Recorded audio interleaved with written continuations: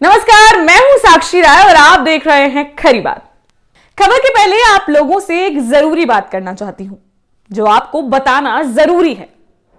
जैसा कि आपको मालूम है, खरी बात न्यूज लगातार अपराधियों के और अवैध काम करने वालों के खिलाफ जिस तरीके से सच को सामने लाने की मुहिम चला रहा है, उससे बहुत सारे लोगों को हमसे दिक्कत है। आप भी समझ सकते हैं कि अवैध काम करने वाले और अपराध और आतंक के बल पर राजनीति में वर्चस्व बनाने वाले लोगों के खिलाफ जब मैं मुहिम चलाऊंगी और आपके लिए सच को सामने लाऊंगी, तो ऐसे लोग मेरे खिलाफ बहुत सारे हथकंडे अपनाएंगे, मुझे धमकियां देंगे, मुझे बदनाम करने के लिए पैसों के आरोप लगाएंगे, मुझे और मेरे परिवार को तरह तरह से झुकाने का या उत्पीड़न करने का प्रयास करेंगे। फिर भी मैं YouTube और Facebook पर अपने लगभग 50,000 सब्सक्राइबर्स और फॉलोअर्स के परिवार के बल पर सच के लिए लड़ रही हूं। बस मुझे आपका साथ चाहिए और ऐसे लोगों के खिलाफ लड़ते रहने के लिए आपका विश्वास चाहिए। आप मेरे वीडियो को शेयर करके और ज्यादा से ज्यादा कमेंट करके मेरी हिम्मत और हौसला बढ़ा सकते हैं, जिससे मुझे सच के साथ खड़े होने का और हौसला मिलेगा। तो चलिए सीधे चलते हैं खबर की ओर। लखनऊ में भारतीय जनता पार्टी के कार्यालय में उत्तर प्रदेश के उप मुख्यमंत्री केशव प्रसाद मौर्य ने समाजवादी पार्टी सहित अन्य दलों के पूर्व विधायक सहित कुछ अन्य नेताओं को भारतीय जनता पार्टी की सदस्यता दिलाते हुए जिस प्रकार से समाजवादी पार्टी के राष्ट्रीय अध्यक्ष अखिलेश यादव पर जमकर आरोप प्रत्यारोप लगाए, साथ ही अखिलेश यादव पर गुंडों, माफियाओं, दंगाइयों को चुनाव में टिकट देने और उन्हें संरक्षण देने वाला नेता बताया और समाजवादी पार्टी को दंगाइयों, अपराधियों और गुंडों की पार्टी बताया। उस समय शायद केशव प्रसाद मौर्य यह भूल गए कि समाजवादी पार्टी की जिस पूर्व विधायिका को वह अपने बगल में बैठाए हुए हैं, सुशासन और गुंडा विरोधी जिस भारतीय जनता पार्टी का स्वच्छ भगवा पटका पहना रहे हैं, वह खुद एक दुर्दांत हत्यारे और लूट, डकैती, हत्या, अवैध वसूली जैसे दर्जनों आपराधिक मुकदमों की लंबी सूची वाले बुंदेलखंड के अपराध माफिया जयप्रकाश आर्य उर्फ पप्पू सेठ की धर्मपत्नी है। और यही पप्पू सेठ 5 हत्याओं के आरोप में न्यायालय से आजीवन कारावास की सजा पाकर हाई कोर्ट में अपील दायर करके जमानत पर जेल से बाहर हैं। और रश्मि आर्या की पूरी राजनीतिक गतिविधियों का, चुनाव का वही संचालन करते हैं। आप भी सुनिए केशव प्रसाद मौर्य जी क्या कह रहे हैं। और समाजवादी पार्टी ये सपने में भी नहीं सोच सकते। ये केवल समाजवादी पार्टी के गुंडों का कल्याण सोच सकते हैं, अपराधियों का कल्याण सोच सकते हैं, दंगाइयों का कल्याण सोच सकते हैं। अब मैं अगर कहूं कि समाजवादी पार्टी दंगाइयों, अपराधियों, माफियाओं की संरक्षक है और श्री अखिलेश यादव जी का नाम उसमें सबसे पहले लेने का काम करने में मुझे कोई संकोच नहीं। आज मैंने सुना भारतीय जनता पार्टी ने आवाज उठाई कि इनकी पहली लिस्ट जो है जिसमें दंगाइयों को, अपराधियों को, माफियाओं को उन्होंने टिकट दिया। आज उन्होंने, मैंने सुना कि एक टिकट बदल करके उसी अपराधी की बहन को टिकट दे दिया। कोई अपराधी हो या अपराधी का परिवार, कोई अपराधी हो या अपराधी का परिवार, कोई अपराधी हो या अपराधी का परिवार, ये समाजवादी पार्टी अपराधियों का संरक्षण करने वाली पार्टी है। और इस समाजवादी पार्टी को 2022 के चुनाव में जनता बहुत करारा सबक सिखाने का काम करेगी, ऐसा मैं विश्वास रखते हुए 2022 में 300 से अधिक कमल फिर खिलेंगे, प्रचंड बहुमत की भारतीय जनता पार्टी की सरकार बनेगी और सपा गठबंधन का सूबा साफ हो जाएगा। धन्यवाद। तो सुना आपने केशव प्रसाद मौर्य जी ने अपराधियों और उनके परिवार के बारे में क्या क्या कहा। अब देखिए आप कि किस तरह से उप मुख्यमंत्री केशव प्रसाद मौर्य बुंदेलखंड के एक दुर्दांत अपराधी और हिस्ट्री शीटर माफिया की पत्नी और समाजवादी पार्टी से आई रश्मि आर्या को भाजपा का पटका पहना करके अपने बेदाग दल का हिस्सा बना रहे हैं। आइए आपको और भी दिखाते हैं उत्तर प्रदेश के मुख्यमंत्री योगी आदित्यनाथ का लखनऊ में दिया हुआ वह बयान जिसमें वह अपराधियों और माफियाओं से भाजपा की दूरी बनाने और समाजवादी पार्टी पर अपराधियों को टिकट देने की बात कह रहे हैं। साथ ही 10 मार्च को सरकार बनने के बाद एक बार फिर अपराधियों और माफियाओं के खिलाफ फिर से टूट पड़ने की अपनी मंशा बता रहे हैं। तो भारतीय जनता पार्टी 10 मार्च को फिर से प्रचंड बहुमत की सरकार बनाएगी और इन पेशेवर गुंडों और अपराधियों पर वैसे ही टूटेगी जैसे पहले टूट करके इनको बिलों के अंदर घुसाया था। इन्हें फिर से बिलों के अंदर घुसाने का कार्य सरकार करेगी। धन्यवाद जी।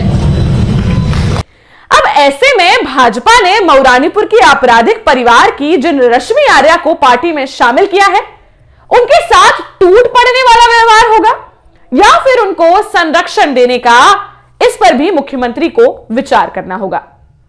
अब मऊरानीपुर की यह पूर्व विधायिका, जिनके पति श्री जयप्रकाश आर्य उर्फ पप्पू सेठ पर लगभग 2 दर्जन संगीन अपराधों के मुकदमे हैं, जिनमें से 5 युवाओं की हत्या के मुकदमों में उन्हें न्यायालय से आजीवन कारावास की सजा हो चुकी है, जिनमें कई साल चले मुकदमों के बाद न्यायालय ने उक्त दुर्दांत अपराधी जयप्रकाश आर्य उर्फ पप्पू सेठ सहित कई लोगों को आजीवन कारावास की सजा सुनाई थी।